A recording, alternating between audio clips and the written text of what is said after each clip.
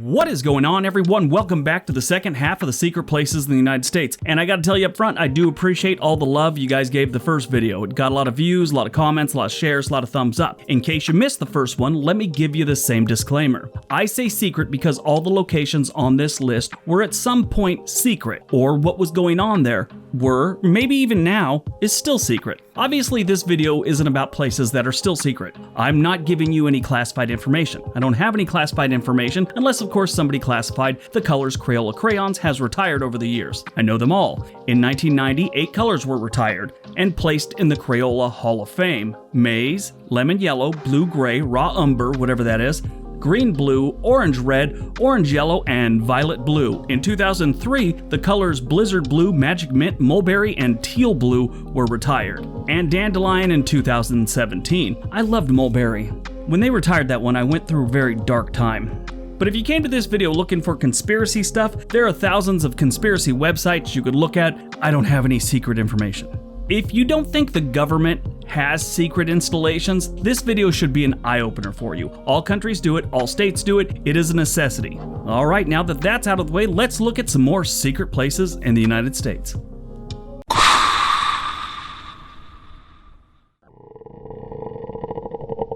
Number 5, the Cheyenne Mountain Complex, Colorado. Colorado is home to a top secret military facility inside a mountain. It's got the Rockies right there. Why not, right? It's not too much of a secret these days, considering you can actually take a tour, at least when we're not in quarantine. The facility is shielded by 2,500 feet of granite. When they built this place, miners had to excavate 693,000 tons of granite just to make the complex. This place is designed to gather and analyze data from global surveillance systems in an attempt to warn the government's highest officials of missile threats to North America. Typical Cold War type stuff. It is highly resistant to nuclear bombs, electromagnetic bombs, and biological weapons. It was built in the 1950s to be a command and control center as a defense against long-range Soviet bombers. If you remember the 1980s movie War Games with Matthew Broderick, this is the place he went to find the computer that was getting ready to basically launch Armageddon. Yes, 3 years before he was Ferris Bueller, he was still a high schooler trying to save the world. There are 15 buildings 1 mile inside the opening of this mountain. The buildings are freestanding and connected by hallways and ramps. This location was picked because it's far enough away from water, they don't want to get drowned out there, and they have no earthquakes in this area. Like other government facilities, this location also has its own firefighters, medical personnel, and other civilian workers. Cheyenne Mountain holds more than a dozen government and Department of Defense agencies, all within this mountain. It's a big complex. Some conspiracy theorists claim that the bunker has corpses of extraterrestrial creatures, including the bodies of several Bigfoot-like creatures. Yeah, so you know how you can't find Bigfoot and everyone's been looking for him for years? I think the government has them in this mountain in the middle of Colorado. I could be wrong. Now, before you pack up your hiking gear and head to the Rockies to catch a glimpse of Bigfoot and E.T., keep in mind, they have a lot of dudes here with guns, cameras, and a series of 25-ton blast doors that will keep you out. So let's say the internet goes crazy and people were actually going to storm this place like the Area 51 thing last year, like this time they're really going to do it, and everyone shows up. They could simply shut the doors and no one's ever getting in. A tank couldn't get through these doors if it had a year to try. Stay home, get some crayons, color pictures of Bigfoot instead.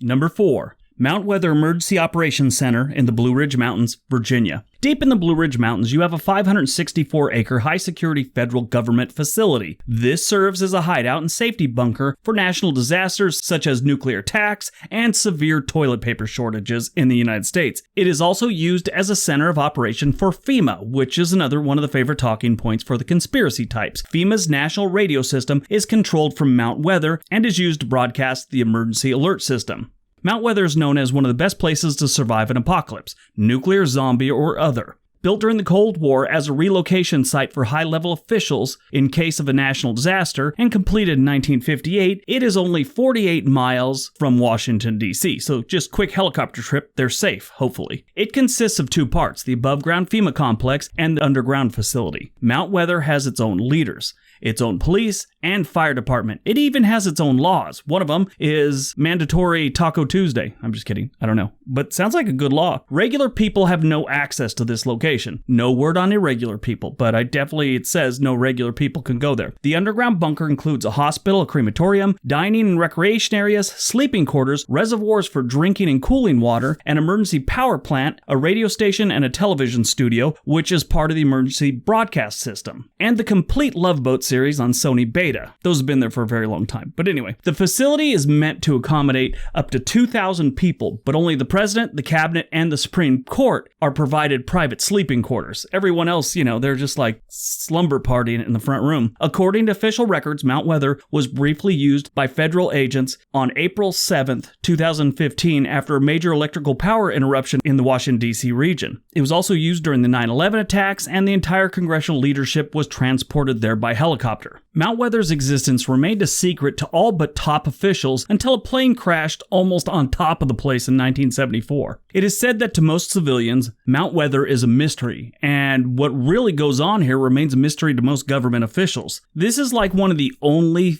places I researched that isn't filled with stories about aliens. It's kind of strange.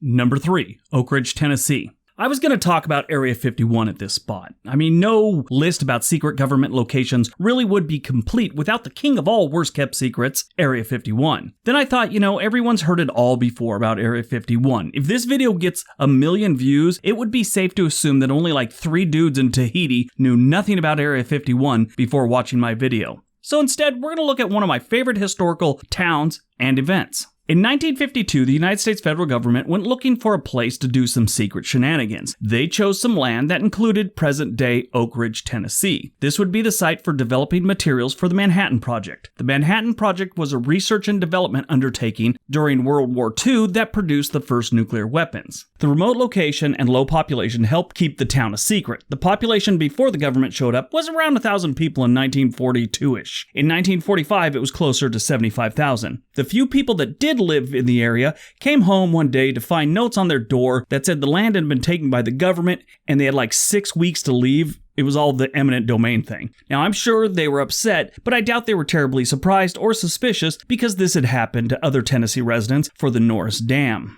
If you look on a map in 1944, Oak Ridge wasn't even there. There's no maps that had Oak Ridge as a town, even though it was filled with people and a thermonuclear development site. The beauty of this place was the secrets. Only about 15 people knew what they were building. All the workers had one job. Some jobs as simple as turning a lever. When the pressure on a gauge got to a certain red line, he'd turn the lever and then turn it back. One man waited outside a door until someone slid a box through a small door. He would then take that box across the building and slide it in another small door, never talking to anyone.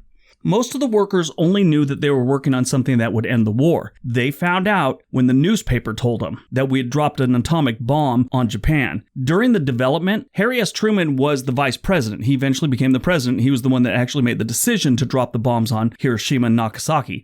But during the development, he didn't know about Oak Ridge. That's how secret this place was. It's still there today. Has McDonald's, has a Sports Clips, it has a Pizza Inn. That's what it's called, Pizza Inn, not Pizza Hut, Pizza Inn. I guess in case you want to sleep with your pizza. Who knows?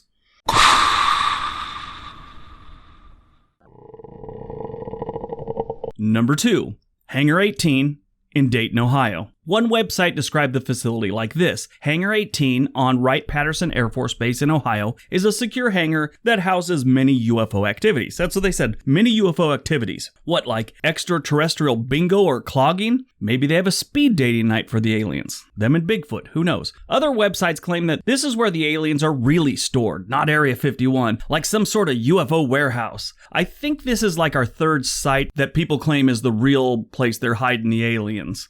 Like Area 51 sold out, went mainstream, and quit being cool back around 10 years ago.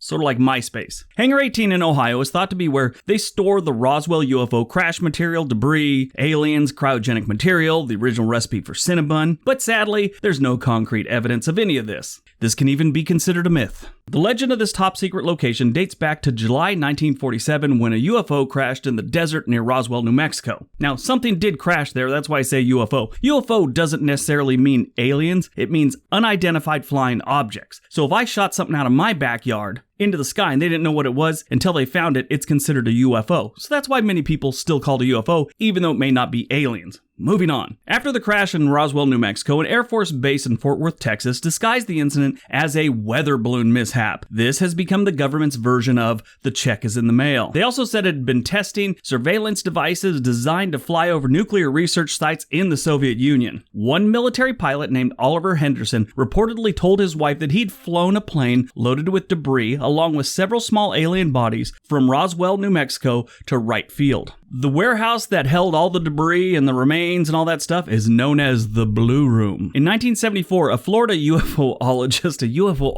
I love it when people give themselves their own name that kind of sounds like they're a doctor of something there's no school for. Anyway, this dude's name's Robert Spencer Carr. He publicly claimed that the Air Force was hiding 2 flying saucers of unknown origin inside the Wright-Patterson Hangar 18. He claimed to know someone in the military that was pretty high ranked and witnessed the autopsies being performed on 12 alien bodies. Now, I've heard it was 2 and now I'm hearing 12. What gives? Do these guys multiply? When they did the autopsy, did they split them in 2s and 4s? What's going on here? The Air Force still denies that there is a Hangar 18, but there is a Building 18. No Hangar 18 with a Blue Room.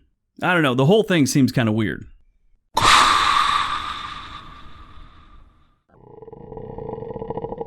And number 1, the Greenbrier, West Virginia. The Greenbrier bunker is buried 720 feet underground at the 11,000-acre Greenbrier Resort in West Virginia. In 1955, President Eisenhower instructed the Department of Defense to draft an emergency plan for Congress in the case of a nuclear strike. The $14 million project was completed on October 16, 1962, just before the start of the Cuban Missile Crisis. It's roughly the size of 2 football fields on top of each other, and it has beds, a kitchen, an operating room, a pharmacy. It also has a TV studio that would be used to inform the general public that the Congress is safe and comfortable, and the rest of the country is pretty much on their own. It also had a weapons room that stored rifles, pistols, nightsticks, and helmets, basically essential riot gear, because nothing sucks more than a congressional riot 720 feet below ground. 10 minutes from the bunker was an airstrip that you could land Air Force One on. More importantly, they got a really decent golf course, so when the radiation thing, kind of mellows out and they all hit the links. If needed, the members of Congress would be ushered to the decontamination room where they would be stripped, showered, and given uncontaminated clothing. This could or could have not included a Greenbrier robe and slippers. The bunker was maintained by 12 to 15 permanent government employees who worked undercover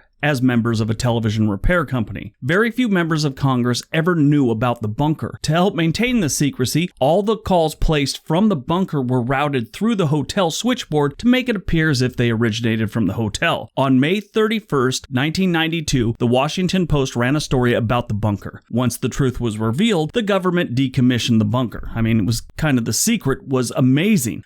Think how many years they held that secret. This is a giant facility that for 30 years, almost nobody knew about it. If you were working in it, okay, maybe. Most of the employees had no idea about the place. The bunker was kept stocked, cleaned for 30 years, but was never used. Today, you can take a tour of it and see some of the original items. Like I said, it remained a secret for 30 years. That's freaking amazing.